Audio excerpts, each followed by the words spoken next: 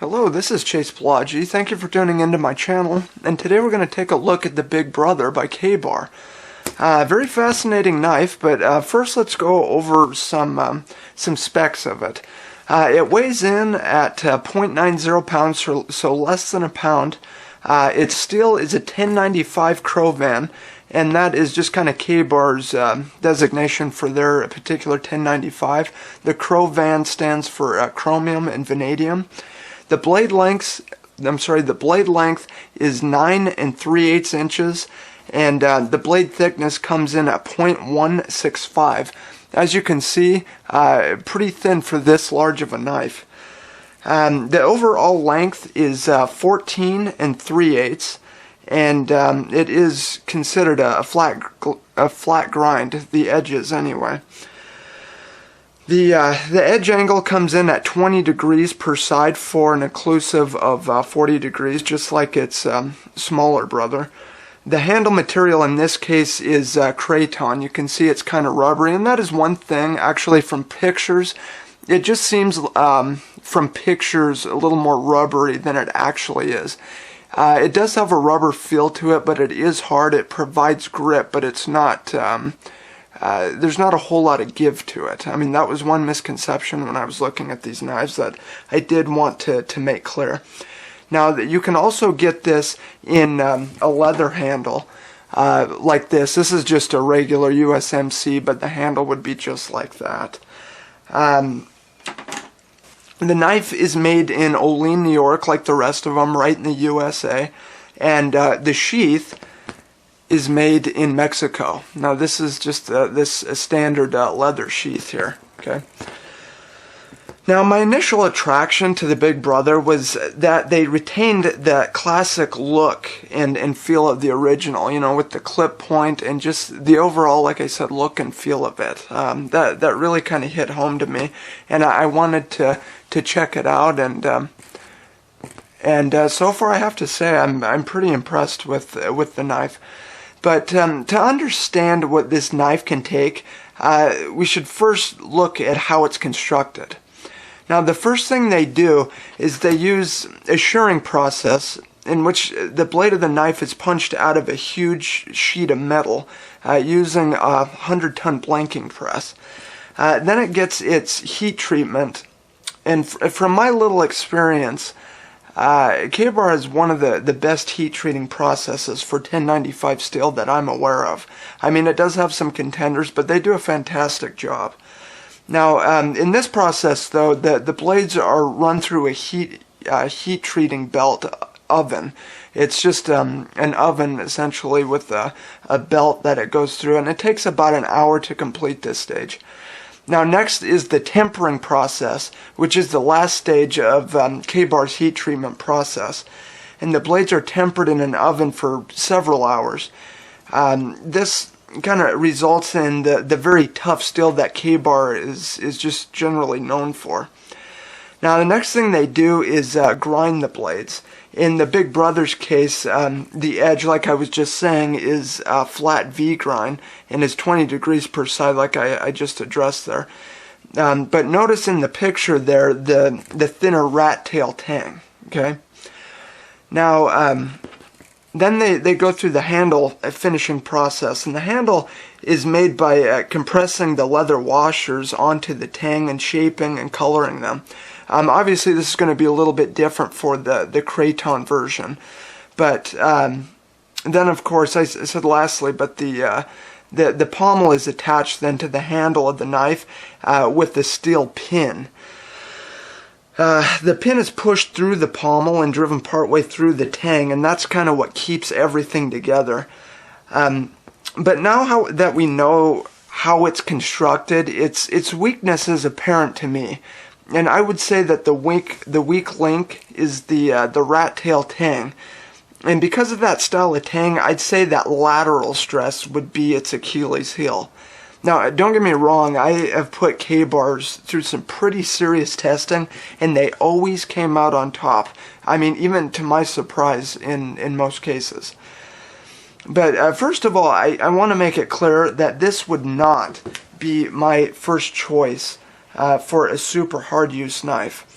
And when I say super hard use, I'm talking like heavy duty prying, you know, heavy batoning and stuff like that. Batoning like 7 inches in diameter where it would have, or, you know, maybe more than that. But if I wanted a knife for the sole purpose of heavy use that was made by Ka Bar, I strongly feel that you'd be much better served going with the Becker BK9. Now, I mean, this is a beefy knife. It's thicker. You can see it is a total, complete, and full tang with a protruding pommel. This is going to serve you for, I think, better in really, really rough use application. But, you know, getting back to this, and that being said, though, and the knife, it legitimately surprised me. And what I like about this knife is very agile in hand. And it did really well, actually, in just the light batoning that I did. And it even chopped better than I initially thought. And granted, I didn't put this thing through the ringer, per se. But if forced in that application, I could see it working fine. And to be fair, I don't think this knife was designed for that. Like I was saying earlier, it's very thin at 0.165 inches thick, and it's less than a pound. But the way it is set up, it's kind of naturally the weight is a little more forward. I mean, just because of that broad blade, its balance point is right after the lettering here. But it did work pretty well for chopping. But compared to the original, they did nothing really to beef up the tang. If we were to take the original and look at it, I might have one of them around here. Here, right here. If we look at them side by side, it's very, very close, if not the same tang, the same handle. They really didn't do anything to beef that up, but what they do have is extra length on the blade there, and the blade is broader. So it's just going to be an inherently weaker design. You can see here, though, that they did beef up the guard, which I guess is nice. But anyway, getting back to this, the knife was actually a great slicer, and that's going to be kind of the application for this knife. It worked good for food prep, a large food prep knife, and it did surprisingly well in finer work, despite its larger size. So for like, fuzz sticks and carving tent pegs and such, it actually did pretty well. Now, another thing it actually did okay at was chopping, and looking at the pictures of this knife, before I purchased it, it just seemed like it would weigh more than it does. However, like I was saying, it turned out to be a decent chopper, and there has been some concern with durability of this blade, and from what I've seen, though, I will say it's pretty sound. It's structurally sound, and as far as fit and finish is concerned, I'd say they did a very good job at that. You can see sometimes like gapping in here. Everything seems very tight.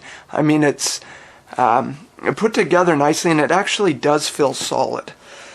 But as far as ergonomics is concerned, one thing I noticed is this top guard was kind of a hindrance when I was working and doing like finer work, or just general work there. I wish I could kind of get rid of that, but that's kind of more for the fighting style of knife, I suppose. I don't know. But other than that, I really love the shape and the feel of this knife. Now, as far as its edge retention, just like the original Ka Bar, it came hair-shaving sharp right out of the box.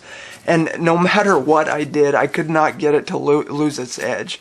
And I truly thought that after, all the woodwork that I did, and I turned a phone book essentially into a confetti factory.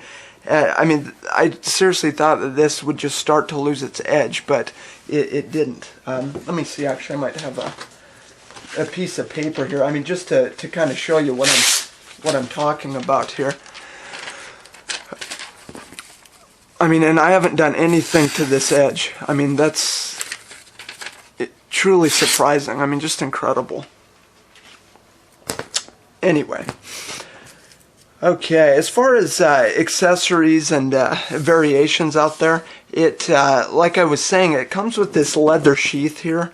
Unfortunately, they don't offer a Kydex sheath for the Big Brother as of yet. I don't know if that will change or not. But with the standard size Ka-Bar, you can get a Kydex, actually I think they call it a glass-filled nylon sheath that snaps into retention. You can check out my other video if you want to know more about that. But and I did mention in my other video, I'm not a big fan of the leather sheath. I think I even said in that, I mean, it's functional, it works, it's nothing special. But getting back to the knife, it can be had in obviously craton, as this one is. We mentioned before it can be had in the leather, and you can also get it in that, I don't know what they call it, toxic green or that zombie color, if that's your if you're into that sort of thing. But if you're going to be around a lot of water, I would probably advise you to go with the craton handle, because it's going to hold up well and it's going to provide a better grip. Now, as far as the leather is concerned, because they burn these out and this whole stacked leather deal, it does provide okay grip. And they put like some sort of varnish or something on the handle itself, so it does kind of wick away any sort of moisture. So I don't think you'd be dead in the water with the classic style. I just think this is probably a better overall option if you're going to be around water and all of that. But I think the leather has better aesthetics, and like I said, it will be functional, but it's just more a matter of preference there. But if you prefer a larger knife, I think this one offers exceptional function and utility, as long as you recognize its shortcomings, and that's going to be, extreme heavy use. Okay, I think it'll fare well though in the long term as a chopper, a slicer, and just general utility. But this is not a knife that I would take if batoning is my primary purpose. But as long as your expectations are realistic and practical, I feel that this is a valid choice for a knife that is 9 3/8 inch long, I guess the blade length. But it's easy to see the attraction of this. It's retained, like I said, its classic looking blade shape, and with the added benefit of these serrations on the top here, they may save your primary edge in some applications. But like the rest of the Ka-Bar lineup, I'm forced to give this knife my seal of approval. It's been great. Can't say a whole lot of bad about that. But anyway, that is just a quick review of the Ka-Bar Big Brother. Thank you for tuning into my channel and watching. If you have any other questions, or there was something that you feel I should have addressed, please just drop a line in the comment section, and I will get back to you. But until next time, this is Chase Pelagi signing off.